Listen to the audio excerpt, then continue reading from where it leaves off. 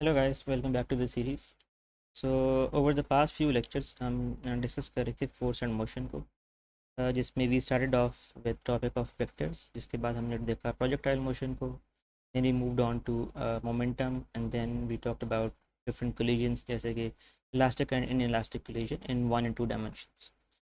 Today we are actually concluding with chapter 2 force and motion, और आज हम उसके जो एक्सरसाइज न्यूमेरिकल्स हैं उनको सॉल्व करेंगे. हम will walk through each of the numericals जितने भी एक्सरसाइज में हैं, and will solve each of them one by one. So starting off with question number 1, which says the magnitude of cross and scalar product of two vectors are 4 square root 3 and 4 respectively. Find the angle between the vectors actually. तो जो हमारे पास given data है says that a cross b का जो magnitude है it is equals to 4 square root 3, whereas a dot b is equals to 4. And we need to find out this theta actually. ये जो दो एंगल्स के दरमियान जो दो वेक्टर्स के दरमियान जो एंगल है वो एक्चुअली क्या है. तो to actually solve it out, now we know कि अगर हम इसकी रेशो चेक करें ए क्रॉस बी की और ए डॉट बी की, यानी a cross b divided by a dot b, तो ये सिंपली इक्वल्स टू, हम वैल्यू प्लग इन करेंगे. ए क्रॉस बी की वैल्यू होती है a b sine theta, we know it, and a dot b is equals to ab cos theta. Now this ab and ab actually cancel out. We're left with a cross b over a dot b is equals to sin theta over cos theta. Now we know कि sin theta over cos theta जो होता है ये ratio कहलाती है tan theta. तो हमारे पास जो फॉर्मूला आएगा actually that is equals to a cross b over a dot b is equals to tan theta. We can simply plug in the values. So simply plugging in the values, a cross b की value we know it is 4 square root 3 और a dot b की value है 4, और ये सारा equals to है tan theta के. Now we want to find out this theta actually, तो we can take tan to the other side, तो हमारे पास ये आ जाएगा tan inverse 4 square root 3 divided by 4 is equals to theta. Obviously, so we are looking at tan inverse square root 3, which is simply equals to theta is equals to 60 degrees. So this is the answer actually. So the angle between the two vectors is actually 60 degrees. We simply started off with finding out the ratio, जो a और a cross b और a dot b के दरमियान जो ratio है, हमने उस ratio को कैलकुलेट किया. वो इक्वल्स टू होती है a b sine theta over a b cos theta. a b cancel हो जाएगा क्योंकि दे आर ऑब्वियसली सेम, तो we left with a cross b over a dot b is equals to tan theta. Simply हमने values plug in की क्योंकि हमारे पास जो गिवन डेटा है उसके अंदर a क्रॉस b और a डॉट b की वैल्यू एक्चुअली नोन है. We plug in the values, take inverse sine, तो हमारे पास जो थीटा आएगा एक्चुअली वो 60 डिग्रीज आएगा. Alright, so starting off moving on to the next question actually. It says कि a helicopter is ascending vertically at a rate of 19.6 meters per second. It is ascending vertically at a rate of 19.6 meters per second. When it is at a height of 156.8 meters above the ground, a stone is dropped. How long does it take to reach the ground? So if you first look at the given data actually, हमारे पास जो initial velocity है वो actually है 19.6 meters per second. Similarly, we have the height जिससे वो drop हुआ actually वो है 156.8 meters. We need to find out the time taken actually. Now इससे पहले कि हम इसको एक्चुअली सॉल्व करें, late us actually look eight की सिनेरियो है क्या. तो हम ये कह रहे हैं कि एक helicopter actually it is moving upwards with the speed of 19.6 meters per second. जब ये इस पॉइंट पे पहुंचता है, लेट्स से जब इसकी हाइट ग्राउंड से 156.8 meters per second है, इस हाइट से एक्चुअली इस हेलीकॉप्टर में एक बॉल है जो कि एक्चुअली ड्रॉप किया जाता है, स्टोन है let's say, it is dropped. ये जो हाइट एक्चुअली ये 156.8 मीटर्स मीटर्स है, 156.8 मीटर्स है, और इस पॉइंट से एक्चुअली इसको ड्रॉप किया जाता है स्टोन को. अब we need to find out कि कितना टाइम लेगा एक्चुअली. देखें, जब हेलीकॉप्टर एक्चुअली 19.6 मीटर पर सेकंड से मूव कर रहा है, तो जाहिर है जो स्टोन है उस हेलीकॉप्टर के अंदर वो भी सेम स्पीड से मूव कर रहा है. तो इसीलिए जब इसको ड्रॉप किया जाता है स्टोन को एक्चुअली, तो उसकी भी जो इनिशियल स्पीड है वो भी एक्चुअली 19.6 मीटर पर सेकंड ही होगी, सेम एज द हेलीकॉप्टर। लेकिन before we really start solving it out, एक चीज़ जो ज़रूरी है वो ये है कि हमेशा जब इस तरह के प्रॉब्लम्स होते हैं तो हमें साइन कन्वेंशन का हमेशा ध्यान रखना पड़ता है। By sine convention I mean कि अगर कोई चीज़ ऊपर मूव कर रही है तो उसका साइन क्या लिया जाएगा, और नीचे मूव कर रही है तो उसका साइन क्या लिया जाएगा। तो साइन कन्वेंशन मैं फॉलो करूँगा एक्चुअली, उसमें हम ऊपर मूव करती हुई चीज़ को हमेशा पॉजिटिव कंसिडर करेंगे और नीचे मूव करती हुई को नेगेटिव लेंगे। इट इज़ एक्चुअली इंपॉर्टेंट कि हम इसमें कंसिस्टेंट रहें, यानी जो भी मैं अपवर्ड कुछ क्वान्टिटीज लूँगा तो वो सारी क्वान्टिटीज जो डाउनवर्ड्स होंगी उनको नेगेटिव लेना पड़ेगा तो एक्चुअली सॉल्व इट करेक्टली। तो हम ये कह रहे थे कि एक्चुअली जो हेलीकॉप्टर एक्चुअली वो इनिशियली वर्टिकली अपवर्ड्स मूव कर रहा है विद दिस स्पीड एक्चुअली, तो यानी बॉल भी जो है वो एक्चुअली वर्टिकली अपवर्ड्स मूव कर रहा है। तो मैंने कहा कि ऊपर मूव करती हुई चीज़ को हम पॉजिटिव लेंगे, तो विल से कि this V I is actually equals to positive. लेकिन एक्चुअली जो डिस्प्लेसमेंट है वो तो नीचे की तरफ है, यानी ग्राउंड से इसका जो डिस्टेंस है वो 156.8 मीटर्स है, वो नीचे की तरफ डिस्प्लेसमेंट है एक्चुअली। तो ये एक्चुअली मैं नेगेटिव लूँगा क्योंकि इट इज़ डाउनवर्ड्स सिंपली। और ऑल्सो मैं जो जी की वैल्यू है वो भी चूँकि एक्सेलरेशन ड्यू टू ग्रेविटी नीचे की तरफ होती है, यानी जब ये नीचे गिरता है, तो मैं उसको भी एक्चुअली -9.8 लूँगा, not +9.8। Anyways, so we already know कि जो फार्मूला होता है वो होता है S is equals to VI T plus half GT squared. Simply plugging the values, so we have S is equals to, मैंने ऑलरेडी बात की कि S -156.8 है, VI की वैल्यू 19.6 है प्लस के साथ, प्लस 1/2, G की वैल्यू -9.8 है, then we have T squared. हमें एक्चुअली ये T फाइंड आउट करना है, तो let us actually solve this. Let me just move this down, easy to solve. All right, now we have -156.8 is equals to 19.6 T plus, if we divide 9.8 with 2 we get actually, so sorry, we have negative sign, हमारे पास आएगा -4.9 T square. Take everything to the other side, या -156 को इस तरफ ले आएँ या उस तरफ ले जाएँ, we can solve it either way. तो हम इमेजिन ये करेंगे कि हम इस सब को उठा के राइट साइड को लेफ्ट तरफ ले जाएंगे, तो will be left with 4.9 T square minus 19.6 T minus 156.8 is equals to 0। ये एक्चुअली हमारे पास एक क्वाड्रेटिक इक्वेशन आ गई है जिसको हमें सॉल्व करना है to find the value of T। एक जो सिंप्लीफिकेशन हम कर सकते हैं वो ये है कि 4.9 को कॉमन ले लें, तो हम ये कह रहे हैं कि 4.9 को अगर आप कॉमन ले लें यहाँ से, will be left with T square minus 19.6 divided by 4.9 is actually equals to 4, तो ये 4T हो जाएगा, and then we have negative 156.8 divided by 4.9 is actually 32। ये इस तरह से हो जाएगा। We need to simply solve this equation, solve it since ये एक क्वाड्रेटिक इक्वेशन एक्चुअली, तो क्वाड्रेटिक इक्वेशन सॉल्व करने का तरीका है कि आप इस पर क्वाड्रेटिक फार्मूला लगा दें, क्वाड्रेटिक फार्मूला। लेकिन इसका एक और ज़्यादा आसान तरीका है, वो ये है कि हम इसको फैक्टराइज कर लें। बाय फैक्टराइजेशन से मेरा मतलब ये है कि हम इसकी जो मिड टर्म ब्रेक है वो कर दें, तो उसके बाद भी वो फैक्टराइजेशन हो जाएगी, तो उसको सॉल्व कर सकते हैं। तो इसकी जो मिड टर्म ब्रेक बनती है वो बनती है T square -8T plus 4T minus 32 equals to 0। इस इन दो टर्म्स को हम कंसिडर करेंगे इकट्ठे, और इनको तो वी कैन एक्चुअली इन दो टर्म्स, इस पहली टर्म इसमें एक्चुअली मैं T को कॉमन लेता हूँ, तो will be left with T -8, और यहाँ से मैं एक्चुअली +4 को कॉमन लेता हूँ, will left with T -8 is equal 0। तो हमारे पास एक्चुअली दो फैक्टर्स बने हैं इस पूरी इक्वेशन के, T +4 times T -8 is equal to 0। T +4 का सोल्यूशन देखेंगे तो वो आएगा T इज इक्वल टू -4, और इसका सोल्यूशन देखेंगे तो आएगा T is equal to 8 seconds. Obviously जो टाइम है वो नेगेटिव तो नहीं हो सकता, तो टाइम हमेशा पॉजिटिव होता है, तो हम इस टर्म को एक्चुअली इग्नोर कर देंगे, तो हमारे पास जो आंसर आएगा वो actually T is equal to 8 seconds आएगा। This is the actually solution. It takes 8 second जिससे वो स्टोन एक्चुअली वो नीचे की तरफ गिरेगा। I hope it is actually clear.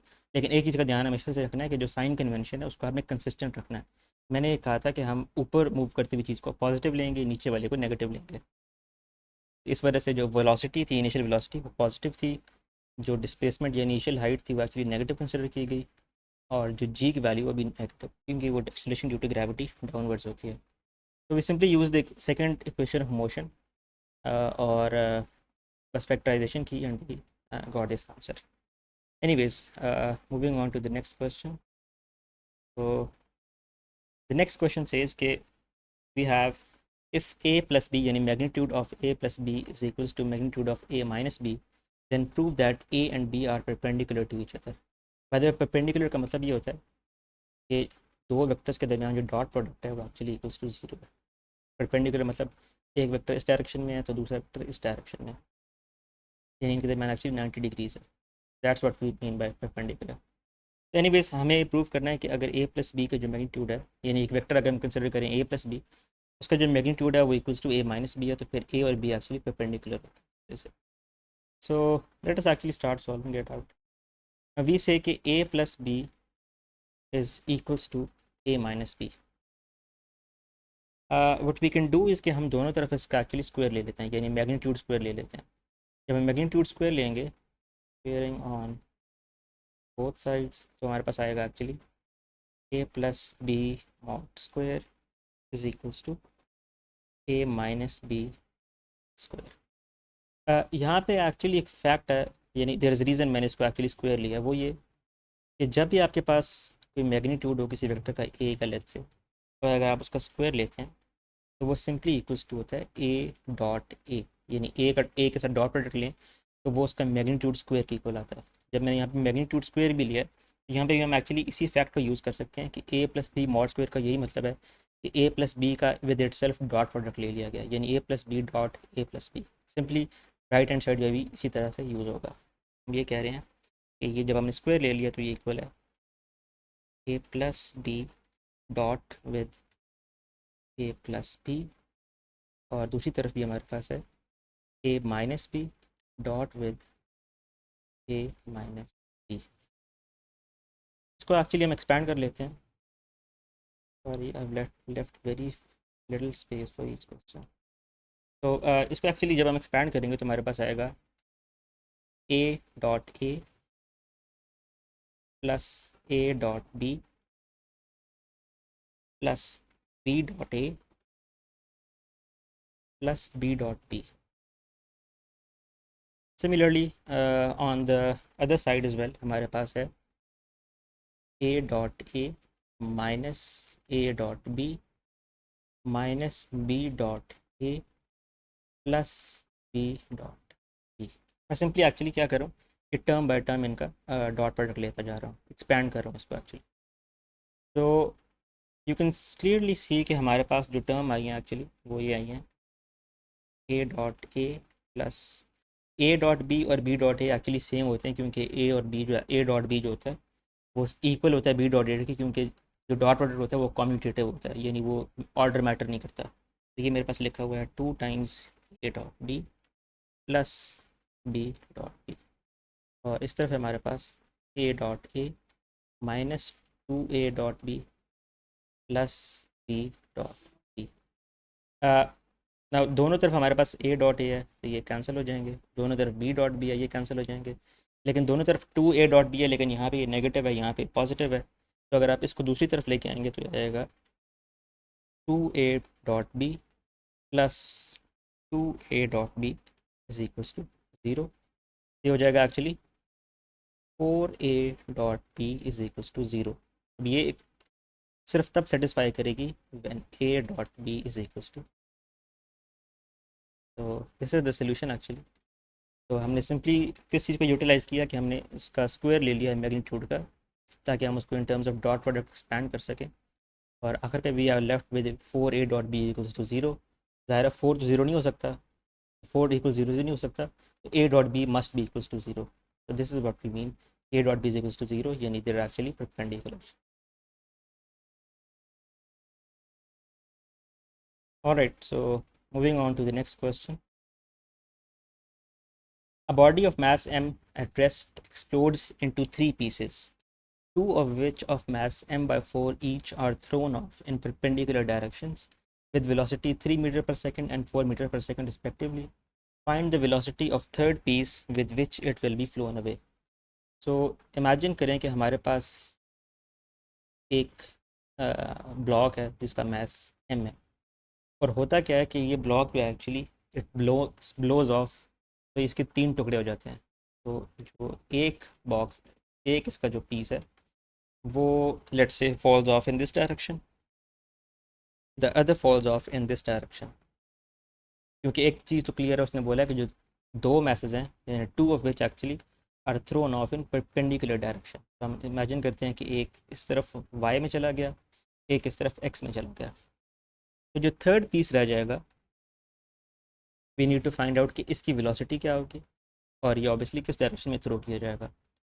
तो लेट अस से कि ये जो एक्चुअली यानी जो दो pieces actually which are blown off in perpendicular directions, इसका भी मास m/4 है, इसका भी मास m/4 है। सिमिलरली हम ये कह सकते हैं कि इसकी वेलोसिटी लेट्स से 3 मीटर्स पर सेकेंड है और इसकी वेलोसिटी एक्चुअली दूसरे वाले की 4 मीटर्स पर सेकेंड है। हमें इसकी वेलोसिटी निकालनी है, यानी v3 निकालनी है एक्चुअली, कि v3 किसके बराबर है। तो actually let us start of. सबसे पहले हम जो थर्ड ब्लॉक है हमारे पास उसका मास निकालते हैं, mass of third block, third piece, उसका मास निकालना ज़रूरी है। अगर आप मास ऑफ थर्ड पीस देखें एक्चुअली जो टोटल मास है वो तो हमारे पास m है। जो दो ब्लॉक हमारे पास टूटे हैं, यानी उसमें से एक का मास था m/4 और दूसरे का मास भी था m/4। अगर आप इसको एक्चुअली सॉल्व करें तो ये इसका मतलब है कि m - m/2 टोटली है, तो इसका आंसर आएगा m/2। तो एक्चुअली जो थर्ड पीस है उसका जो मास है वो बिल्कुल हाफ है टोटल मास के। ऑलराइट, सो अच्छा इस केस में हम कर क्या सकते हैं कि this is an example of conservation of momentum in to dimensions. क्योंकि एक बात क्लियर है कि मोमेंटम हमेशा कंजर्व रहता है, और हमारे पास एक ब्लॉक जो है वो एक्चुअली वाई डायरेक्शन में मूव किया है, एक ब्लॉक एक्चुअली एक्स डायरेक्शन में मूव किया है। हम क्या कर सकते हैं कि हम actually momentum conservation along x और वाई को इंडिपेंडेंटली देखेंगे और फिर आंसर को एक्चुअली फाइंड आउट करेंगे। Alright, so let us actually do that. तो हम एक्चुअली देख रहे हैं मोमेंटम कंजर्वेशन को, कंजर्वेशन। सबसे पहले हम लॉन्ग एक्स देखते हैं या लॉन्ग एक्स एक्स जो मोमेंटम कंजर्वेशन है वो किस तरह से है। अच्छा, इनिशियली जो ब्लॉक है वो एक्चुअली रेस्ट पे है, as the question really says कि a body of mass m at rest explodes. तो इनिशियली जो रेस्ट पे, तो जो इनिशियल मोमेंटम है वो तो ज़ीरो है, we already know initial momentum zero है, ऑब्जेक्ट रेस्ट पे था। फाइनल मोमेंटम में हम अभी फ़िलहाल सिर्फ अलॉन्ग एक्स चेक कर रहे हैं। अलॉन्ग एक्स कौन कौन से ऑब्जेक्ट मूव कर रहे हैं, this object, let's say this is object 1, ये ऑब्जेक्ट जो ऑब्जेक्ट 3 जिसको हमने फाइंड करना है, ऑब्वियसली ये मूव कर सकते हैं, हमें अभी फ़िलहाल पता नहीं है कि मूव कर रहा है ये नहीं कर रहा है। लेकिन जो ये वाला ऑब्जेक्ट है जो वाई में डायरेक्शन में मूव कर रहा है, ऑब्वियसली ये तो एक्स में मूव नहीं कर रहा। तो अगर हम तीनों ऑब्जेक्ट्स का along x axis momentum check करेंगे, लेट्स से फर्स्ट ऑब्जेक्ट जो है इसका जो मास है वो है m/4, और जिस डायरेक्शन और जिस स्पीड से ये एक्स में मूव कर रहा है वो है 3 मीटर्स पर सेकेंड। प्लस ऑब्जेक्ट 2 का लिखते हैं, ऑब्जेक्ट 2 का मास जो है वो m/4 है, लेकिन अलॉन्ग एक्स एक्सिस इसकी कोई वेलोसिटी नहीं है, ये सिर्फ वाई में मूव कर रहा है, ये 0 है। प्लस जो हमारा जो थर्ड ऑब्जेक्ट है जिसकी हमने वेलोसिटी फाइंड करनी है, इसका जो मास है हमने चेक किया वो m/2 है। और अब इसकी जो वेलोसिटी कंसिडर की जाएगी, ऑब्वियसली वो इसकी सिर्फ एक्स डायरेक्शन की वेलोसिटी चेक की जाएगी, यानी v3x। v3 जो भी ऑब्जेक्ट है, ये वाला जो v3 यानी जो पीस 3 की जो वेलोसिटी है v3, उसका सिर्फ एक्स कंपोनेंट कंसिडर करें क्योंकि हम सिर्फ अलॉन्ग एक्स एक्सेस देख रहे हैं इसको।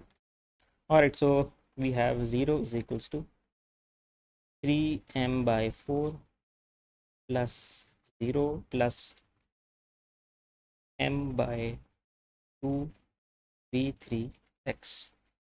यहाँ से हम एक्चुअली v3 की वैल्यू फाइंड आउट कर सकते हैं। Sorry for this again.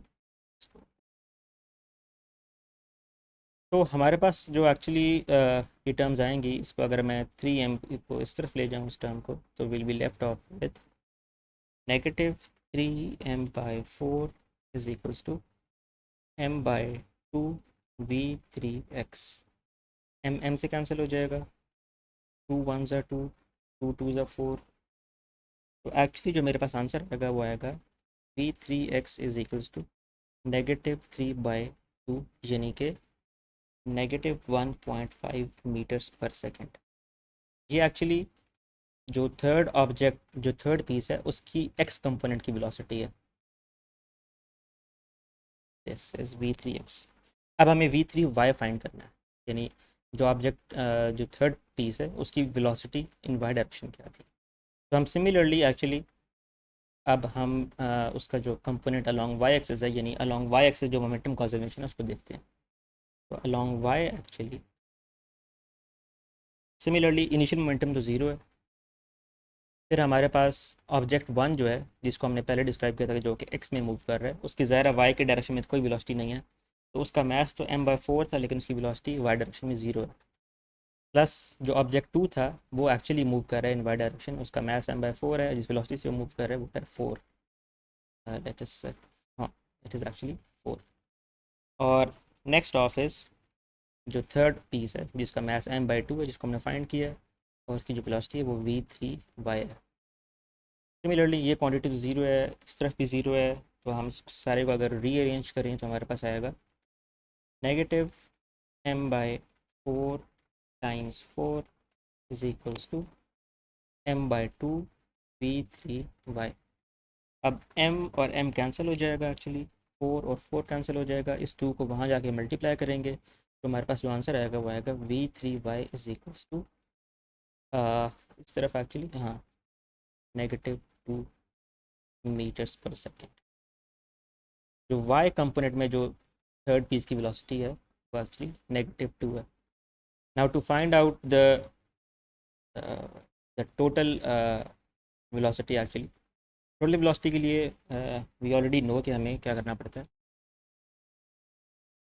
तो वी नो कि total velocity is simply equals to, यानी v3 is equals to v3x squared plus v3y squared.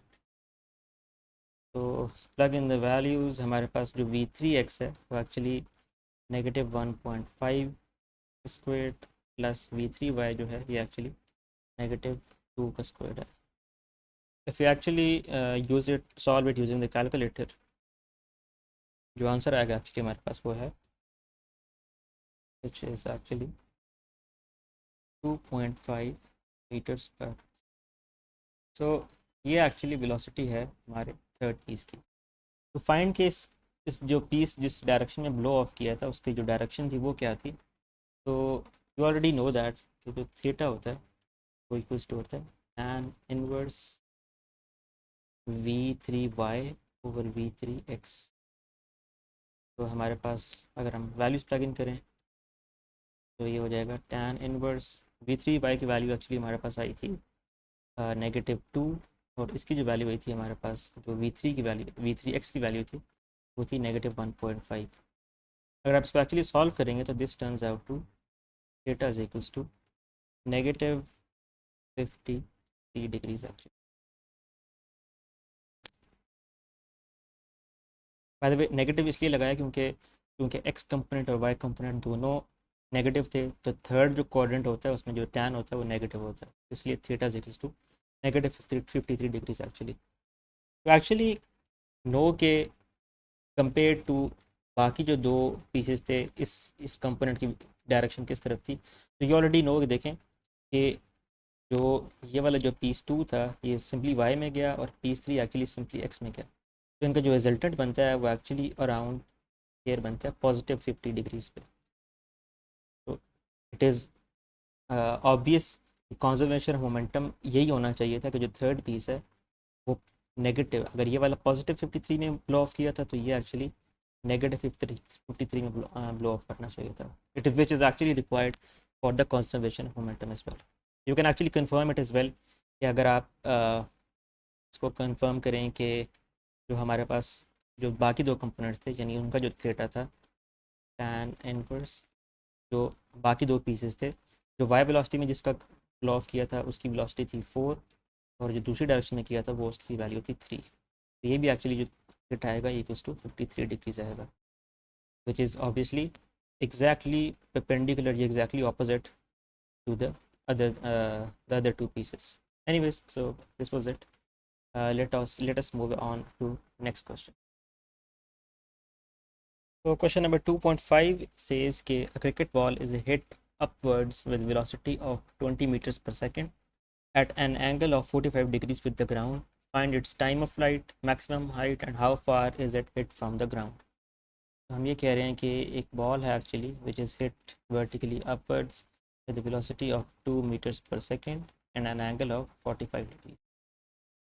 हमें कैलकुलेट क्या करना है कि जब ये इस तरह आके गिरेगा तो इस पूरे जो प्रोजेक्टाइल था उसका टाइम कितना था, what was the maximum height that it actually reached, और जो टोटल रेंज थी यानी how far away hits the ground का मतलब है कि जो टोटल रेंज थी वो कितनी थी।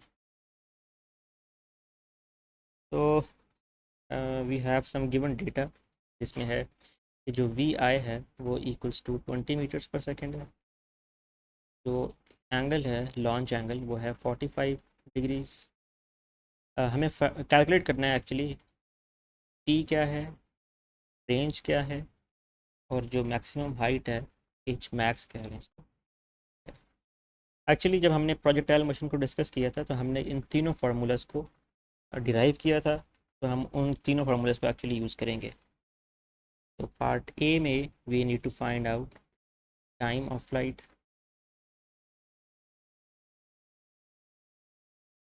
तो टाइम ऑफ फ्लाइट का जो फार्मूला होता है वो एक्चुअली होता है E is equals to 2vi sine theta over g. तो इसमें वैल्यूज प्लग इन करें सिंपली, 2 टाइम्स vi की वैल्यू है 20, साइन है हमारे पास 45 ओवर जी की वैल्यू है 9.8। If you actually solve it out तो हमारे पास जो टी की वैल्यू आती है वो आती है 2.9 सेकेंड्स।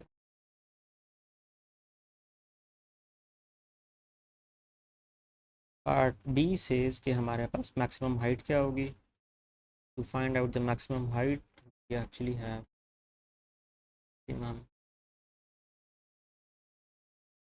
मैक्सिमम हाइट का फॉर्मूला होता है वो एक्चुअली होता है vi² sin squared theta over 2g। Simply plugging in the values ये होगा 20² times sine square 45 over 2 times 9.8। Just use your calculator. मैंने इसको पहले कैलकुलेट किया हुआ है तो it is actually equals to 10.2 meters। तो ये एक्चुअली मैक्सिमम हाइट है जो कि एक्चुअली प्रोजेक्टाइल की होगी। Finally we have range actually. तो रेंज का जो फॉर्मूला होता है हमने इसको जिसको डिराइव किया था वो था vi² sin 2 theta over g।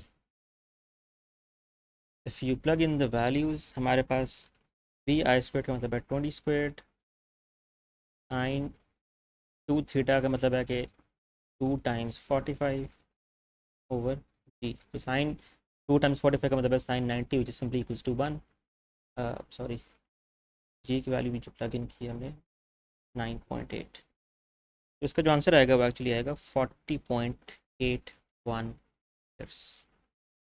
Alright, so this was pretty simple, straightforward था। We simply use the formula, हमने वैल्यू प्लग इन की और हमने आंसर कैलकुलेट किया।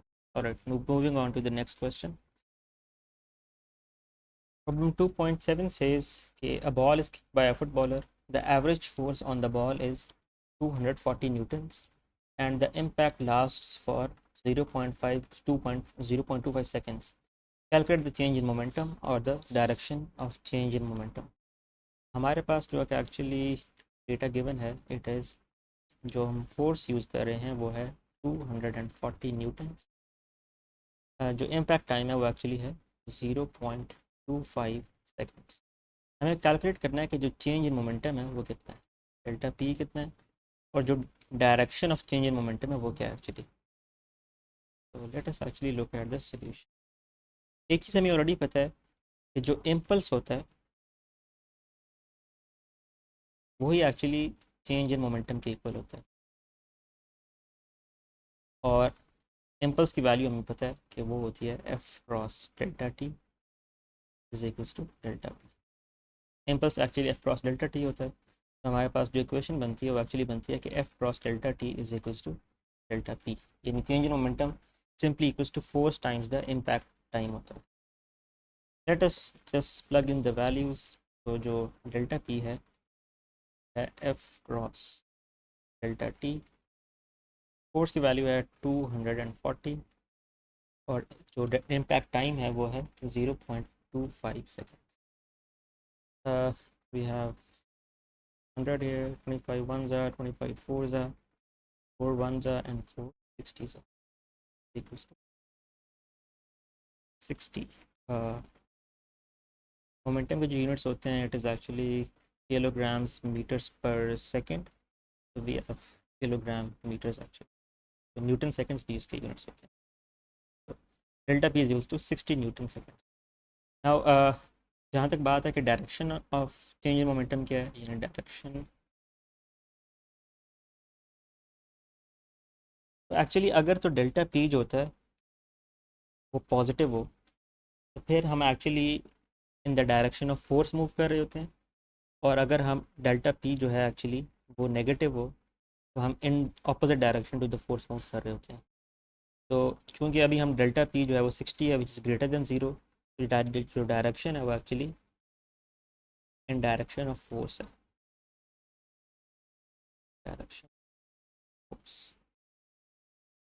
चेंज इन मोमेंटम का इन डायरेक्शन ऑफ फोर्स होने का मतलब ये है कि कोई चीज़ रेस्ट पे पड़ी हुई थी, आपने फोर्स लगाई, वो मूव करना शुरू होगी, तो ज़्यादा जिस डायरेक्शन में वो मूव करेगी वो वही डायरेक्शन होगी जिस जिस डायरेक्शन से हमने फोर्स लगाई थी। तो इसलिए जो चेंज इन मोमेंटम है इस केस में डायरेक्शन ऑफ फोर्स में। लेकिन लेट से कोई चीज़ मूव कर रही हो जिसको हमें स्टॉप करनी हो, तो जब हम उस पर फोर्स लगाते हैं तो वो रुक जाती है, तो इस केस में जो मोमेंटम होता है वो एक्चुअली नेगेटिव हो जाता है, यानी उसका जो चेंज इन मोमेंटम होता है वो पहले किसी मोमेंटम से मूव कर रहा था अब वो ज़ीरो हो जाएगा। तो उस केस में जो direction of momentum change in momentum होता है वो ऑपोजिट टू द फोर्स होता है। एनीवेज, so इस केस में तो it was very simple in the direction of force. So let us actually move on to the next problem. So this is an interesting one. An aeroplane is moving horizontally at a speed of 200 meters per second at a height of 8 kilometers to drop a bomb on a target. Find the horizontal distance from the target at which the bomb should be released.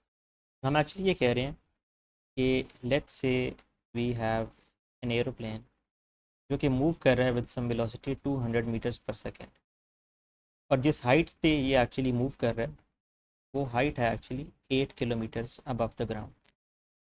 अब इस aeroplane ने actually एक bomb drop करना है जो कि bomb late से इस पॉइंट पी के ऊपर जाके गिरेगा। तो द क्वेश्चन इज़ कि इस पॉइंट पी से कितना डिस्टेंस पहले हमें इस बॉम्ब को ड्रॉप कर देना चाहिए ताकि वो गिरते गिरते इस पॉइंट पी के ऊपर गिरे, क्योंकि it is obviously the case के जब लेट से हम बॉम्ब ड्रॉप करते हैं तो ज़ाहिर है बॉम्ब की भी कुछ इनिशियल वेलोसिटी होगी, जिस वेलोसिटी से मूव कर रहा है एरोप्लेन उसी वेलोसिटी से बॉम्ब भी एक्चुअली आगे मूव करता है।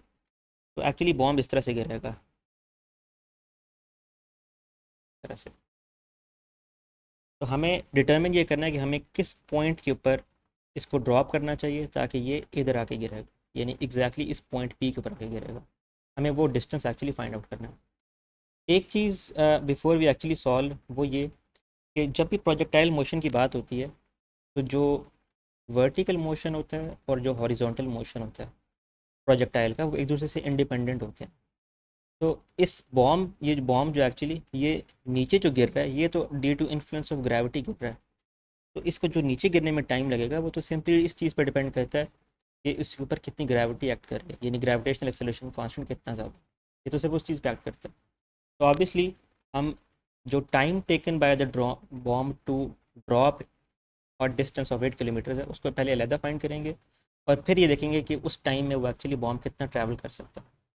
तो हमारे पास जो गिवन डेटा है एक्चुअली वो ये है कि जो बॉम्ब की जो इनिशियल वेलोसिटी होगी, यानी initial velocity in the direction of x actually not y, क्योंकि वाई में तो वो उसकी कुछ वेलोसिटी है ही नहीं, उसको तो हम सिर्फ ड्रॉप करेंगे वो नीचे गिरेगा under free acceleration, free sorry under acceleration due to gravity.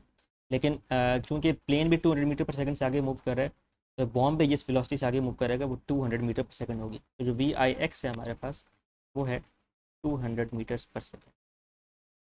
जो हाइट है हमारे पास जिसे हमने इसको ड्रॉप करना है वो है 8 किलोमीटर्स। और सिमिलरली हमारे पास जो वैल्यू ऑफ जी है वो इक्वल टू होती है 9.8। हमें फाइंड क्या करना है, हमें एक्चुअली रेंज करनी है अपने प्रोजेक्टाइल की। इसकी रेंज क्या है,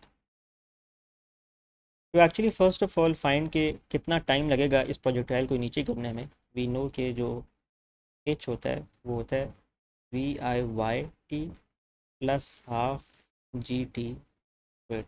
लेकिन ज़ाहिर है इनिशियल वेलोसिटी तो वाई डायरेक्शन में है ही नहीं, this actually goes to zero, सिर्फ एक्स डायरेक्शन में इनिशियल वेलोसिटी हमारे पास। तो जो एच है एक्चुअली, जब भी कोई चीज़ हम ड्रॉप करते हैं बाय द वे, उसका जो हाइट का फार्मूला होता है वो होता है h is equals to half g t square. हमें ये टाइम कैलकुलेट करना है एक्चुअली।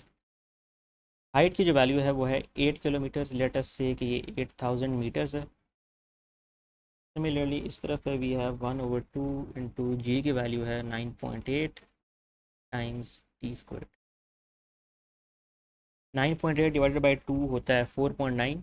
तो और अगर आप 4.9 को इस तरफ आ ले आएंगे तो वो डिवाइड हो जाएगा, तो हमारे पास होगा 8000 divided by 4.9 is equals to t square. Obviously मुझे चूँकि सिर्फ टी फाइंड करना है तो मैं स्क्वायर रूट ले लेता हूँ। तो इस सारे का जो स्क्वायर रूट है वो टाइम के इक्वल है, यानी इतना टाइम लगेगा इस प्रोजेक्टाइल को नीचे गिरने में। एंड अगेन जो हॉरिजॉन्टल मोशन होता है वो वर्टिकल मोशन से इंडिपेंडेंट होता है, इसलिए मैं इसको अलग देख रहा हूँ फिलहाल अभी। ऑलराइट, सो अगर आप इसको एक्चुअली सॉल्व करेंगे तो जो टाइम आएगा वो actually it will turn out to be t is equals to 40.4 seconds. This is the time that is taken by the projectile to actually fall down. अब हम इसी टाइम को एक्चुअली यूज़ करते हुए हमारे पास स्पीड तो ऑलरेडी हमें पता है कि वर्टिकली कितनी स्पीड से मूव कर रहा है, और हमें ये भी पता है कि प्रोजेक्टाइल का टाइम कितना है। तो हम सिंपली फाइंड कर सकते हैं रेंज को by the formula of range is equals to v i x multiplied by time. So let us just plug in the values. Sorry, I have to move this thing all again. All right. So we have r is simply equals to vix की value थी 200 metres पर second, और जो time है हमारे पास वो है 40.4 seconds. अगर आप इसको कैलकुलेट करेंगे तो जो आंसर आएगा वो एक्चुअली आएगा 8080 मीटर्स। अगर आप इसको कन्वर्ट करें इन किलोमीटर्स तो दिस इज सिंपली 8.08 किलोमीटर। तो लेट से अगर आपको पॉइंट पी के ऊपर बॉम्ब ड्रॉप करना है तो आपको 8.08 किलोमीटर्स पहले ही इस प्रोजेक्टाइल को यहाँ से ड्रॉप कर देना है, ताकि ये गिरते गिरते पॉइंट पी के ऊपर पहुँचे। दिस इज बाय द वे ये एक बहुत प्रैक्टिकल एग्जांपल इस सेंस में, जब भी वॉरफेयर या कुछ इस तरह से कुछ ड्रॉप करना होता है तो ये हमेशा देखा जाता है कि जिस वेलोसिटी से वो एरोप्लेन खुद जा रहा है उसके अकॉर्डिंगली देखा जाता है कि किस पॉइंट पे हमें ड्रॉप करना है प्रोजेक्टाइल को, so that when it falls वो reaches the point p. Alright, let us move on to the next question. The next question we have is, why does the range r of a projectile remain the same when the angle of projection is changed from theta to theta dash is equals to 90 degrees minus theta? Also show that for complementary angles of projection, the ratio r over r dash is equals to 1. Actually हम कह ये रहे हैं कि let's say हमारे पास अगर हम theta के ऊपर एक ट्रांसफॉर्मेशन लगाएं, यानी ये ट्रांसफॉर्मेशन लगाएं थीटा के ऊपर, यानी थीटा को 90 में से सब्ट्रैक्ट कर दें, तो जो नया थीटा आएगा अगर हम उस पर रेंज कैलकुलेट करें, वो रेंज और जो पहली रेंज ऑन थीटा आएगी यानी वो दोनों एक्चुअली सेम आएगी। हमें ये एक्चुअली प्रूव करना है। तो हम सिंपली कर सकते हैं कि वी ऑलरेडी नो कि जो रेंज का फॉर्मूला होता है फ्रॉम प्रोजेक्टाइल मोशन, एक्चुअली जो रेंज का फॉर्मूला होता है वो एक्चुअली होता है equals to, let me see if I remember it correctly, it is actually equals to vi squared sin 2 theta divided by g. हम ये कह रहे हैं कि अगर हम इस थीटा पे ये वाली ट्रांसफॉर्मेशन लगाएं ये थीटा प्राइम नया थीटा डिफाइन किया which is equal to 90 minus theta. तो जो एक्चुअली हमारे पास जो दोनों रेंज आती हैं वो एक्चुअली सेम आती हैं। Let us actually put it, तो हम ये कह सकते हैं कि जो रेंज है v i squared sine 2, let's हम इस थीटा के लिए वैल्यूट करते हैं यानी 90 माइनस थीटा के equal over g. So what we have is, इसको सिंप्लीफाई कर लेते हैं, v i squared divided by g sine को मल्टीप्लाई करें 2 के अंदर, 290 इज़ 180 माइनस 2 टाइम्स थीटा। नाउ अब ये एक ट्रिग्नोमेट्रिक आइडेंटिटी है विच सेज कि साइन 180 माइनस एक्स जो है वो simply equals to sine x होता है। तो अगर आप इसको इस केस के लिए भी देखेंगे, साइन 180 माइनस 2 थीटा, तो 2 थीटा जो है यहाँ पे एक्स एक्चुअली के बराबर है, तो ये simply equals to sine 2 theta के बराबर है। तो हम सिंपली ये कह सकते हैं कि ये जो रेंज है ये इस सिंप्लीफिकेशन के साथ actually v i square over g sine 2 theta.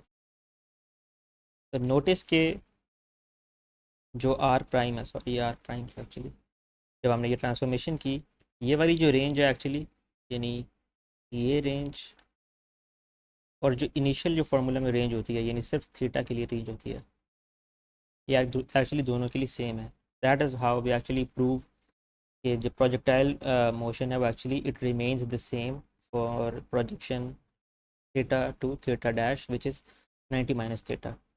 इसकी एक और अल्टरनेट एक्सप्लेनेशन भी आप देख सकते हैं कि वो कैसे होता है। Let me actually explain it to you कि why does this symmetry really exist, कि अगर हम इस तरह की ट्रांसफॉर्मेशन करें तो फिर भी जो रेंज है वो चेंज नहीं होती। तो एक सिमेट्री है और इस इक्वेशन की एक सिमेट्री है कि इस तरह की ट्रांसफॉर्मेशन के अंदर वो चेंज नहीं हो रही। तो लेट्स एक्चुअली सी वो एक्चुअली क्यों होती है।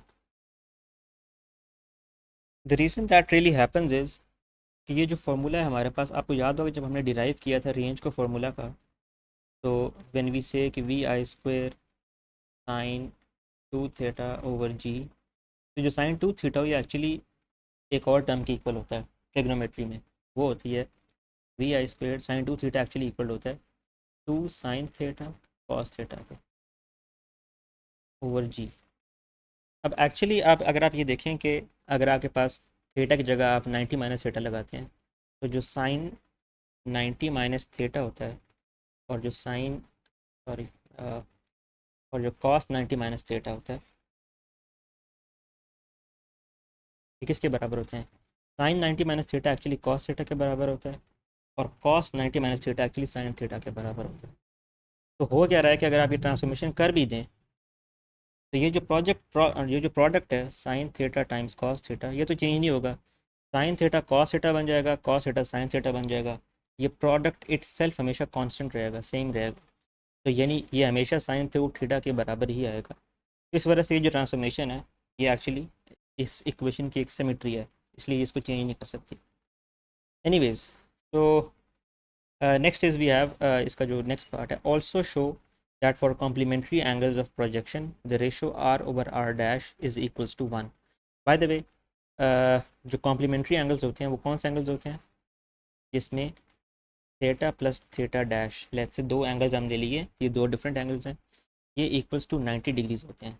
इनको हम कॉम्प्लीमेंट्री एंगल्स बोलते हैं by the way, complementary angles यानी ऐसे दो एंगल्स जो एक्चुअली ऐड अप होकर 90 डिग्रीज बनाते हैं।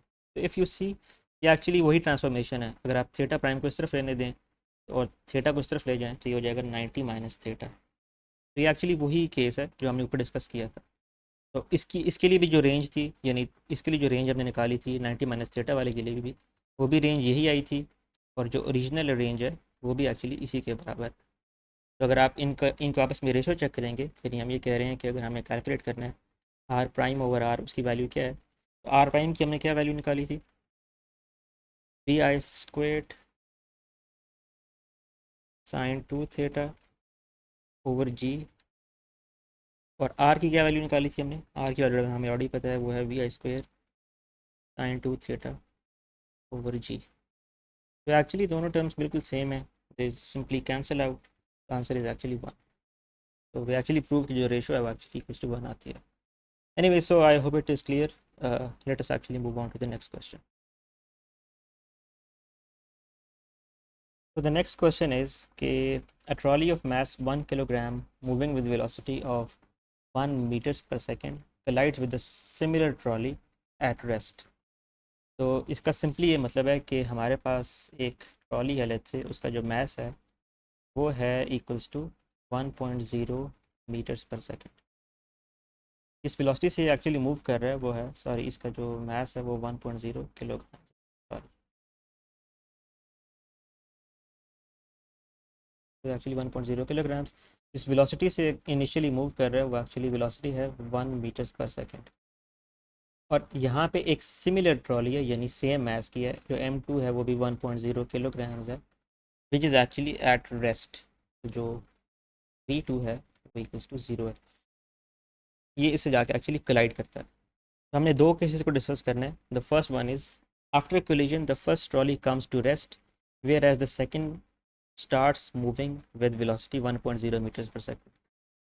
Show that this is an example of elastic collision. It is also quite evident already कि चूँकि सारा का सारा मोमेंटम ट्रांसफ़र कर दिया है और वो पहले 1 से मूव कर रहा था, जब उसने कोलाइड किया तो नेक्स्ट 1 से मूव कर रहा है, तो obviously it is going to be elastic collision. But let us actually prove it कि ये इलास्टिक कोलिजन. तो हम नंबर 1 को एक्चुअली डील करते हैं. Let us actually start off with,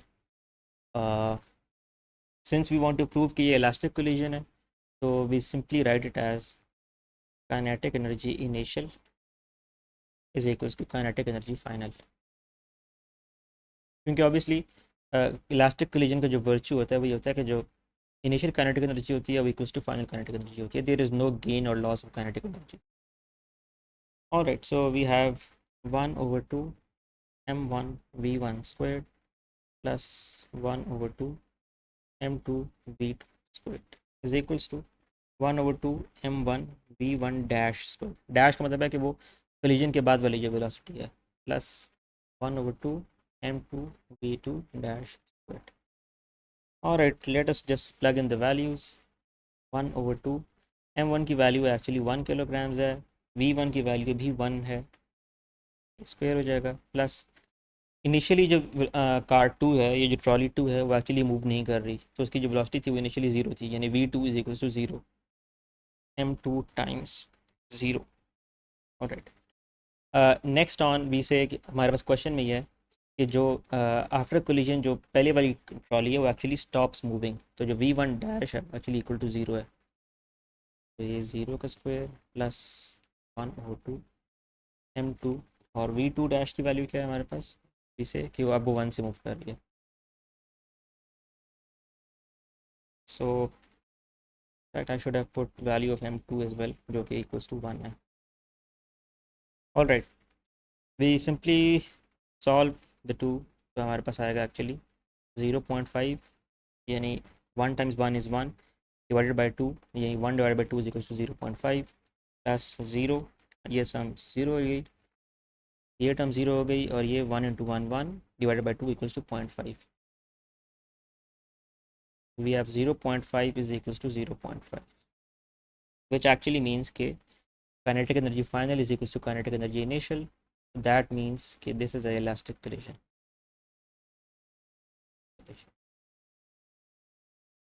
Alright, so this is, we have proved it. Moving on to the next part, which is part 2. So part 2 it says कि after the collision they actually stick together and move away with velocity 0.5 meter per second. Show that this is an example of inelastic collision. अब हम ये कह रहे हैं कि after collision the two trolleys actually stick together, और अब वो जिस वेलोसिटी से मूव कर रहे हैं टुगेदर वो 0.5 मीटर पर सेकंड है. तो हमने प्रूव ये करना है कि अब जो काइनेटिक एनर्जी इनिशियल है वो काइनेटिक एनर्जी फाइनल के इक्वल नहीं है. अब इक्वल नहीं हो सकती क्योंकि हमने प्रूव करना है कि this is an inelastic collision. तो let us first of all find कि काइनेटिक एनर्जी इनिशियल क्या है. हम दोनों को इक्वेट करके अब फाइंड नहीं करेंगे क्योंकि ज़ाहिर है दे आर नॉट इक्वल, तो हम उसको अलग अलग फाइंड कर लेते हैं. काइनेटिक एनर्जी इनिशियल जो है वो इक्वल्स टू है 1/2 m1 v1 squared plus 1/2 m2 v2 squared. We plug in the values. 1/2 m1 की वैल्यू है 1 kilograms, the velocity it is moving with is 1 meter per second square, plus जो v2 है वो तो इनिशियली रेस्ट पे है, यानी कार ट्रॉली 2 एक्चुअली हमने ऑलरेडी डिस्कस किया था कि वो एक्चुअली इनिशियली वो रेस्ट पे ऊपर पड़ी हुई है, तो v2 इज इक्वल टू 0, तो ये वाली टर्म एक्चुअली सारी 0 हो जाएगी। तो जो पूरी टर्म आएगी एक्चुअली ये अगेन 0.5 के इक्वल आएगी, 0.5 जूल्स कह सकते हैं आप अभी। Alright, now let us actually find out kinetic energy final as well. Kinetic energy final के लिए हम क्या करेंगे कि हमारे पास एक्चुअली जो वो काइनेटिक एनर्जी फाइनल है, हमने ये बोला था कि वो दोनों ऑब्जेक्ट्स एक्चुअली स्टिक कर गए हैं टुगेदर। तो जब वो स्टिक कर गए हैं तो उनका जो कंबाइंड मास है वो है 1/2, जो कंबाइंड मास है वो है m1 + m2।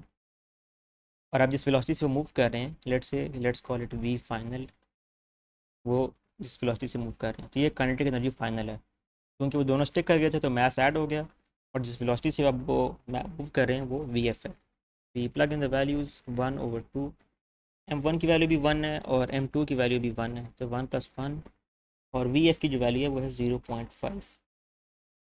ऑलराइट, तो अगर आप इसको कैलकुलेट करेंगे 1 + 1 = 2, ये हो जाएगा 2/2 इंटू 0.5 एक्चुअली, सॉरी यहाँ पे स्क्वायर भी था। Alright, 0.5 square. तो anyways this 2 cancels out with this 2. 0.5 square is actually equals to 0.25. Let me actually confirm it. Alright, it is actually equals to 0.25. So this is 0.25. So we clearly seen कि जो kinetic energy initial है वो equals है 0.5 joules के, और जो kinetic energy final है वो equals है 0.25 joules के। तो obviously kinetic energy initial ज़्यादा है, kinetic energy final जो है वो एक्चुअली कम है, तो there is actually a non-zero change in kinetic energy, which really means कि ये inelastic collision. We have actually proved it as the question really requires कि we prove कि जो second part में है we are dealing with an inelastic collision. Alright, so moving on with to the next question actually.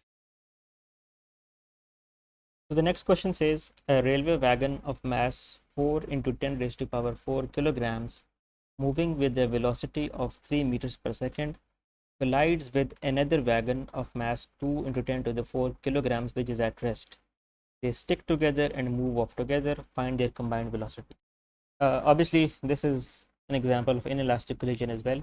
इसमें हम discuss ये कर रहे हैं कि एक रेलवे वैगन है जो कि इस तरह से मूव कर रही है, इसका मास है actually 4 × 10⁴ kilograms and the velocity is moving with 3 meters per second.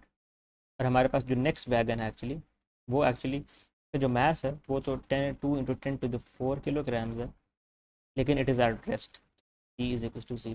तो v1 हमारे पास 3 मीटर पर सेकंड है और जो v2 है वो इक्वल टू 0।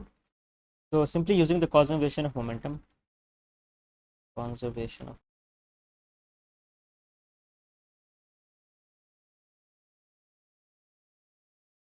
तो जो हमारे पास जो इनिशियल मोमेंटम है बिफोर कोलिजन वो इक्वल्स टू फाइनल मोमेंटम है। तो if we actually plug in the values, यानी m1 v1 m2 v2 equals to final momentum, actually इसमें वो दोनों स्टिक कर जाते हैं टुगेदर, तो actually m1 + m2 combined and it moves with the final velocity actually जिसकी वैल्यू है vf, let us call this vf। Alright, so we plug in the values now.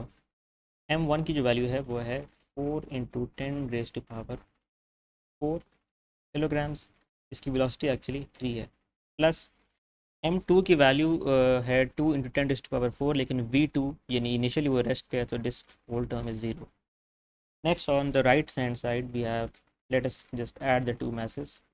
m1 है वो 4 × 10⁴ है, प्लस m2 एक्चुअली 2 × 10⁴ है, और जिस velocity से इन्हें मूव करना है vf हमें एक्चुअली फाइंड आउट करनी है। तो व्हाट वी डू इज़ कि हम सिंपली इसको, तो we just solve it out, 3 × 4 = 12, so we have 12 × 10⁴, and on other side we have ये एक्चुअली आएगा 6 × 10⁴ times Vf. तो we need to find Vf, तो let us just isolate it. Vf जो बराबर होगा वो सिंपली होगा 12 × 10⁴ divided by 6 × 10⁶. 6 1s are 6, 6 2s are 12, and 6 are out. And so Vf is actually simply equals to 2 meters per second. All right, let me just actually confirm it once. Right, so this is actually the correct answer. So Vf is equals to 2 meters per second. All right, moving on to the final question of this exercise, which is 2.12. So the question we have is, a car of mass 575 kilograms moving with 15 meter per second smashes into a rear end of car with mass 1575 kilograms moving at 5 meter per second in the same direction. So obviously this is also the case जिसमें हम ये discuss कर रहे हैं कि एक car थी जो कि मूव कर रही थी. There was this other car which is also moving, लेकिन they smashed together, and once they've smashed together तो दो actually combined, मतलब अब ये इकट्ठे जिस वेलोसिटी से मूव कर रहे हैं हमें एक्चुअली वो फाइंड करनी है, यानी Vf एक्चुअली हमें फाइंड करना है. We also need to find out कि जो how much kinetic energy is lost in this collision. इस क्वेश्चन के एक्चुअली दो पार्ट्स हैं. वन इज़ एक्चुअली कि आफ्टर स्मैशिंग जब वो कंबाइन हो जाएंगे तो उस पूरे टोटल का मास वेलोसिटी कितनी होगी, एंड ऑल्सो द फैक्ट कि since it is an in elastic collision bye the वे, क्योंकि हमने इसको ऑलरेडी पढ़ा हुआ है कि बाय द वे जब भी हम perfectly in elastic collision discuss कर रहे होते हैं तो उसमें इसी तरह होता है कि कोलिजन के बाद जो दो ऑब्जेक्ट्स हैं वो एक्चुअली कंबाइन हो जाते हैं और वो एक यानी stick together and start moving. So that is one of the properties of inelastic collision, perfectly inelastic collision. इस वजह से जो part B है इसमें we are actually supposed to find out कि how much kinetic energy is lost, क्योंकि inelastic collision की बात हो रही है. Anyway, so जो given data है हमारे पास उसमें we say कि जो M1 है वो है 575 किलोग्राम्स का. जिस वेलोसिटी से ये मूव कर रहा है वो है 15 मीटर्स पर सेकेंड. जो M2 है एक्चुअली वो है 1575 किलोग्राम्स, और V2 जो है यानी जिस वेलोसिटी से ये ऑब्जेक्ट मूव कर रहा था जो सेकंड कार है वो है 5 मीटर्स पर सेकंड. हमें फाइंड क्या करना है, Vf यानी कंबाइंड वेलोसिटी एक्चुअली फाइंड करनी है. तो anyways solution, by the way again I emphasize कि इन इलास्टिक कोलिजन में जो काइनेटिक एनर्जी होती है वो कंजर्व नहीं होती, लेकिन दैट डज नॉट मीन कि मोमेंटम भी कंजर्व ना हो. मोमेंटम हमेशा कंजर्व होता है. तो जो कंजर्वेशन मोमेंटम होता है वो हमेशा से यूज़ किया जा सकता है. तो let us actually use conservation of momentum first of all. Conservation of, जिसमें we have initial momentum is equals to final. Alright, तो m1 v1 plus m2 v2 is simply equals to m1 plus m2, क्योंकि अब वो combine हो गए हैं, times vf जिस velocity से वो कंबाइंड मास एक्चुअली मूव कर रहा है. If we plug in the values, m1 की जो वैल्यू है वो है 575 टाइम्स v यानी 15 है, प्लस m2 है 1575, इसकी वेलोसिटी है 5 मीटर पर सेकंड. और जो राइट हैंड साइड है उस पर अगर आप इस दोनों मैसेज पर एक्चुअली ऐड करें 575 प्लस 1575, तो we have this multiplied with Vf जो एक्चुअली हमें फाइंड आउट करना है अभी फिलहाल. So if you actually calculate these terms, so we are left with, let me actually use the calculator. So 575 times 15 is equals to 8625. This is 8625 plus, then we have 1575 times 5, which is equals to 7875. And then we have a combined mass on the right hand side, which is 575 plus 1575, which is equals to 2150 actually. All right, times Vf. Obviously, Vf is now simply equals to 8625 plus 7875 over 2150. So if you calculate it, this is going to be 8625 plus 875 divided by 2150. So this is actually equals to 7.67 meters per second. 6. So this is the final velocity जिससे जो हमारा जो final जो combined मास है वो actually move कर रहा होगा. ऑलराइट, अब हम अगला पार्ट देखते हैं इसका actually, which is part B. Part B में हमारे पास एक्चुअली वो ये पूछ रहा है कि what is the change in kinetic energy actually. तो अगर चेंज इन काइनेटिक एनर्जी निकालना है हमें, तो सबसे पहले हमें काइनेटिक एनर्जी इनिशियल निकालनी पड़ेगी, यानी बिफोर कोलिजन ऑब्वियसली. अगर काइनेटिक एनर्जी इनिशियल निकालना है तो हमारे पास होगा 1/2 m1 v1 squared plus 1/2 m2 v2 squared. Values plug in करें अगर हम, तो हमारे पास है 1/2 m1 की वैल्यू है 575, v1 की वैल्यू 15 है तो ये होगा 15 का स्क्वायर्ड प्लस 1/2 m2 की वैल्यू है 1575 और v2 की वैल्यू है 5 तो ये 5 का स्क्वायर हो जाएगा. If I actually solve this out तो हमारे पास जो आंसर आएगा वो एक्चुअली काइनेटिक एनर्जी इनिशियल का, मैं इस सारे को एक ही दफ़ा सॉल्व कर दूंगा यूजिंग कैलकुलेटर. तो इफ़ यू वांटेड आप इसको एक्चुअली खुद भी देख सकते हैं, वेरीफाइड यूजिंग योर कैलकुलेटर. तो ये सारी क्वांटिटीज एक्चुअली इक्वल आती है 84,375 जूल्स फॉर एग्जाम्पल. अब हम एक्चुअली काइनेटिक एनर्जी फाइनल निकालते हैं. काइनेटिक एनर्जी फाइनल निकालने के लिए एक चीज़ तो हमें ऑलरेडी पता है कि जो ऑब्जेक्ट्स हैं वो एक्चुअली स्टिक टुगेदर और फिर वो एक फाइनल वेलोसिटी के साथ मूव करते हैं. तो हमारे पास एक्चुअली 1/2 m1 प्लस m2 यानी जो कंबाइंड मास था टाइम्स जिसकी वेलोसिटी का स्क्वायर था. किस वेलोसिटी से मूव कर रहे थे, वो vf से मूव कर रहे थे, उसका स्क्वायर. अब हम वैल्यूज प्लग इन करते हैं. 1/2 575 प्लस 1575 मल्टीप्लाइड बाय, हमने फाइनल वेलोसिटी ऑलरेडी निकाल ली है, ये 7.67 एक्चुअली 7.67 स्क्वायर. अगर आप इसको कैलकुलेट करें एक्चुअली तो जो आंसर आता है वो आता है, let me just calculate it quickly, 575 plus 1575 times 7.67 squared divided by 2. This is actually equals to, ये एक्चुअली आता है equals to kinetic energy final बराबर है भी 63,241. ऑलराइट, अब हमें चेंज इन काइनेटिक एनर्जी निकालना है, जिसका मतलब ये है कि हम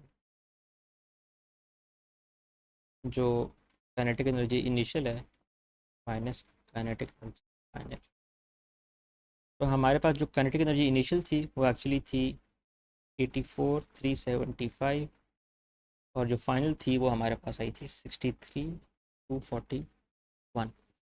if you actually subtract the two तो हमारे पास जो आंसर आता है वो आता है 21133.9, या आप इसको अगर अप्रॉक्सीमेट करें तो this is actually equals to 2.11 into 10 raised to power 4. Alright, so this is the change in kinetic energy delta KE. Obviously जैसे एक्सपेक्टेड था कि perfectly inelastic collision हमारे पास हो रही है तो change in kinetic energy obviously आएगा, क्योंकि जो दो ऑब्जेक्ट्स थे वो एक्चुअली कोलिजन के बाद स्टिक कर गए थे. ऑलराइट, सो ये एक्सरसाइज न्यूमेरिकल्स थे. हमने 2.12 तक सारे numericals actually in detail solve किया. Actually before ending the video I would like कि मैं एक एग्जांपल है इस चैप्टर में, मैं उसके दफ़ा पहले भी सॉल्व किया था लेकिन I want to do it again, तो मैं उसको दोबारा समझाऊंगा इसके बाद. Let us actually look at that example. I am not sure कि उस एग्जांपल का नंबर क्या था, but will actually look at that example as well. तो हम उसको सॉल्व करते हैं. और सो जिस एग्जांपल की मैं बात कर रहा था वो एग्जांपल 2.1 है। तो मैं इसको दोबारा से समझाऊंगा। तो इसमें एक्चुअली है हमारे पास क्या कि it says the find the angle between two forces of equal magnitude when the magnitude of their resultant is equals to the magnitude of either of these forces। हमारे पास एक्चुअली दो फोर्सेस हैं F1 और F2। F1 और F2 को अगर add करें तो जो रिजल्टेंट आता है वो ये R वेक्टर है चलिए। और इन सब का magnitude actually equal to same है क्योंकि हम यही कहा कि F1 और F2 का मैग्नीट्यूड भी सेम है। और जो रिजल्टेंट आता है वो एक्चुअली इन दोनों मैग्नीट्यूड में से किसी भी एक का इक्वल है, तो दोनों जो है इक्वल है। तो हम ये कह रहे हैं कि जो F1 का जो मैग्नीट्यूड है वो इक्वल्स टू F2 है और वही इक्वल्स टू R का मैग्नीट्यूड। लेट्स से हम इस सब को एक्चुअली सारे जो इक्वल है तो हम ये कह देते हैं कि ये सिंपली F के आंसर है। एनीवेज हमें फाइंड क्या करना है कि हमें F1 और F2 के दरमियान जो एंगल थीटा है इसको फाइंड करना है। हमें यानी एक ऐसा थीटा फाइंड करना है कि अगर दो फोर्सेस जिनका मैग्नीट्यूड सेम हो तो जो रिजल्टेंट आएगा वो भी सेम मैग्नीट्यूड का होगा। हमें ऐसा एंगल फाइंड करना है। तो इसको सॉल्व करने के लिए हम सबसे पहले क्या करते हैं कि आप ये देखें कि हमारे पास जो मैग्नीट्यूड रिजल्टेंट आर है, जाहिर है आर किस किस चीज़ से बनेगा, जाहिर है वो आर बनेगा आर एक्स से और आर वाई से। यानी आर का जो एक्स कंपोनेंट है और जो वाई कंपोनेंट है। सबसे पहले हम एक्चुअली आर एक्स फाइंड करते हैं कि आर एक्स किस चीज़ के बराबर होगा। अब R X actually X component of the resultant है, तो ऑब्वियसली ये F1 के एक्स कंपोनेंट प्लस F2 के एक्स कंपोनेंट से मिलकर बनेगा, राइट। ऑब्वियसली जो एक्स कंपोनेंट है वो एक्स कंपोनेंट के साथ मिलकर बनता है, वाई कंपोनेंट जो है वो वाई कंपोनेंट के साथ बनता है। क्योंकि आर इट सेल्फ F1 और F2 से मिलकर बना है, तो जो आर एक्स का कंपोनेंट है, जो आर एक्स इट सेल्फ है वो F1 के एक्स कंपोनेंट और F2 के एक्स कंपोनेंट के साथ मिलकर बना है। तो R X simply equals to F1x plus F2x। अब एक बात तो हमें पता है कि F1 जो है वो सिंपली अलॉन्ग यानी प्योरली अलॉन्ग एक्स एक्सेस है। F1 अगर आप देखें वो प्योरली अलॉन्ग एक्स एक्सेस है, उसके पास कोई भी वर्टिकल कंपोनेंट नहीं है। तो F1 एक्चुअली जो अलॉन्ग एक्स कंपोनेंट होगा वो होगा, हमने इसकी पहले भी बात की थी कि जो एक्स कंपोनेंट अगर आपने देखना होता है किसी वेक्टर का तो वो कॉस थीटा से रिप्रेजेंट होता है, और जो वर्टिकल यानी वाई कंपोनेंट होता है वो साइन थीटा से रिप्रेजेंट होता है। तो अगर आपने F1 का एक्स कंपोनेंट निकालना है तो ये एक्चुअली है F1 का कॉस थीटा प्लस F2, ये जो ग्रीन में वेक्टर है एक्चुअली, अगर आपने इसका भी एक्स कंपोनेंट देखना है यानी इसकी प्रोजेक्शन अलॉन्ग एक्स एक्सेस देखनी है तो ये होगा F2 का magnitude times sine theta, sorry cos theta, क्योंकि हम एक्स एक्सेस पे प्रोजेक्शन देख रहे हैं तो एक्स एक्सेस पे जो प्रोजेक्शन होती है वो इक्वल्स टू कॉस थीटा के बराबर होती है। ऑलराइट, लेकिन एक चीज़ नोट करें कि जो F1 है एक्चुअली वो x के साथ प्योरली अलाइंड है, यानी F1 के दरमियान और x एक्सेस के दरमियान कोई एंगल नहीं है, वो एंगल ज़ीरो है एक्चुअली, क्योंकि F1 purely along x access है। तो ये एक्चुअली हो जाएगा F1 cos 0 plus F2 cos theta. ये थीटा ऑब्वियसली हमें याद होना है, जब तक हमें ये थीटा पता नहीं होगा ये थीटा क्या है हम नहीं बता सकते कि F2 का अलॉन्ग x एक्सेस प्रोजेक्शन क्या है। हमें यही थीटा एक्चुअली फाइंड करना है। तो हमारे पास जो चीज़ आएगी वो आएगी R X is equals to, by the way cos zero जो होता है वो इक्वल्स टू 1 होता है, तो हमारे पास सिंपली आएगा F1 plus F2 cos theta. मैंने एक्चुअली ये कहा था कि F1 और F2 का मैग्नीट्यूड चूँकि सेम है और वो F के बराबर है, तो हम सिंपली यहाँ पे इसको ऐसे भी लिख सकते हैं कि आर एक्स जो है वो simply F plus F cos theta के इक्वल। ऑलराइट, चले यहाँ तक तुमने आर एक्स को फाइंड कर लिया है। अब हम एक्चुअली आर वाई को कैलकुलेट करते हैं, यानी जो रिजल्टेंट वेक्टर है उसका वाई कंपोनेंट किस चीज़। तो ऑब्वियसली जो वाई कंपोनेंट होता है वो भी दोनों और बाकी वेक्टर्स के वाई कंपोनेंट के सम के इक्वल होगा, यानी F1y प्लस F2y। लेकिन एक चीज़ नोट करें कि जब हमने डिस्कस किया था कि F1 जो है वह प्योरली अलॉन्ग एक्स एक्सेस है, यानी F1 का एक्चुअली वर्टिकली कोई कंपोनेंट है ही नहीं, वो सारा का सारा एक्स एक्सेस पे लाई कर रहा है। तो फिर इसका मतलब है कि F1 का y कंपोनेंट तो एग्जिस्ट ही नहीं करता, तो F1 का जो y कंपोनेंट होगा वो ज़ीरो होगा क्योंकि वो एग्जिस्ट ही नहीं करता, है ही नहीं। तो हमारे पास जो एक्चुअली आएगा वो आएगा F1 का y कंपोनेंट तो चूँकि है ही नहीं तो हम उसको लिखेंगे सिंपली ज़ीरो प्लस, लेकिन F2 का y कंपोनेंट ऑब्वियसली एग्जिस्ट करता है, यानी F2 है इसका y कंपोनेंट जो भी होगा वो एक्चुअली साइन थीटा से रिप्रेजेंट होते हैं, हमने इसको ऑलरेडी डिस्कस किया। तो ये होगा F2 साइन ऑफ थीटा। तो what we are left with is कि जो आर वाई है वो है equals to F sine theta. मैं F1 या F2 इसलिए नहीं लिख रहा क्योंकि मैग्नीट्यूड की टर्म्स में तो वो सेम है। तो F2 लिखूँ या सिंपली F लिखूँ, मैंने पहले बात की वो सेम है, तो इसलिए हम इसको एफ साइन थीटा सिर्फ कह देंगे। ऑलराइट, अब अगर हमें टोटल जो रिजल्टेंट वेक्टर है उसका मैग्नीट्यूड स्क्वायर्ड अगर हमें फाइंड करना है, तो वी नो कि जो टोटल वेक्टर का मैग्नीट्यूड होता है उसका स्क्वायर अगर आप लें तो वो होता है उसके आर एक्स का स्क्वायर प्लस उसके आर वाई का स्क्वायर। दिस इज ऑब्वियसली ये हमने जब रिजल्टेंट वेक्टर को पढ़ा था या रेक्टेंगुलर कंपोनेंट्स वेक्टर को पढ़ा था उसमें हमने इसको डिटेल में देखा था कि किस तरह से पाइथागोरस थ्योरम से हम जो रिजल्टेंट वेक्टर है उसका जो मैग्नीट्यूड स्क्वायर है वो simply equals to R X square plus R Y square के इक्वल होगा। Alright, let us actually plug in the values. Now एक चीज़ मैंने डिस्कस की थी ऑलरेडी कि अब जो आर का मैग्नीट्यूड है वो भी सिंपली इक्वल्स टू एफ ही है क्योंकि उसका मैग्नीट्यूड एक्चुअली सेम था। तो आर का मैग्नीट्यूड भी एफ है तो ये एफ स्क्वायर हो जाएगा। आर एक्स हमने फाइंड किया था F plus F cos theta square plus जो आर वाई था वो था एफ साइन थीटा, जो होगा F sine theta square. Simply इसको हम एक्सपैंड कर लेते हैं सबको, तो हो जाएगा F square is equals to F square plus F square cos square theta plus 2 times F square cos theta. ये मैंने फॉर्मूला एक्सपेंड किया है A square plus B square plus 2ab और प्लस ये वाली टर्म जो है F square sine square theta. Alright, F square we know कि हम इस कॉस स्क्वायर थीटा और इस साइन स्क्वायर थीटा को एक्चुअली मज़ीद सिंप्लीफाई कर सकते हैं अगर हम इनको कंबाइन कर लें। हमारे पास ये वाला एफ स्क्वायर तो एज इट इज़ रहेगा, ये 2f स्क्वायर कॉस थीटा भी एज इट इज़ रहेगा, 2f square cos theta plus अगर हम इस F square sine square theta और F square cos square theta को कंबाइन करें किस तरह से एफ स्क्वायर को इनमें से कॉमन ले लें तो हमारे पास एक्चुअली आएगा cos square theta plus sine square. Alright, cos square theta plus sine square theta we already know ये इक्वल्स टू 1 होता है। तो अगर आपके पास सारे को फर्दर लिखें तो होगा F square is equals to F square plus 2f square cos theta plus F square times 1 simply सिर्फ एफ स्क्वायर आएगा।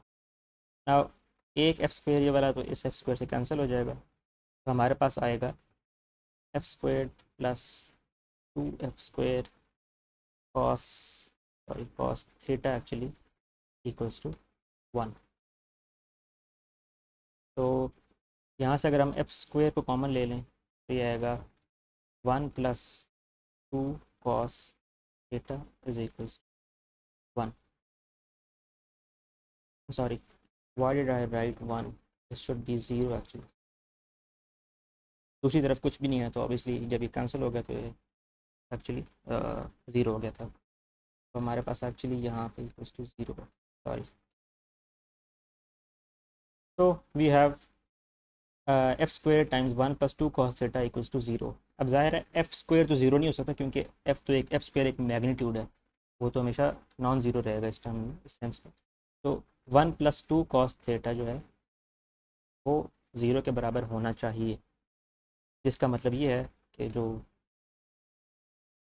2 कॉस थीटा है वो इक्वल्स टू -1 है या फिर कॉस थीटा जो है वो इक्वल्स टू -1.2 यानी कि -0.5 है। अब हमें कॉस थीटा तो फाइंड नहीं करना था, हमें थीटा फाइंड करना है। तो आप इस कॉस को एक्चुअली दूसरी तरफ ले जाएंगे, यानी ये कि ऑपरेशन है इसका इन्वर्स ले लेंगे, तो आएगा theta is equals to cos inverse -0.5। अगर आप इसको कैलकुलेट करेंगे तो इसका आंसर आएगा एक्चुअली 120 डिग्रीज।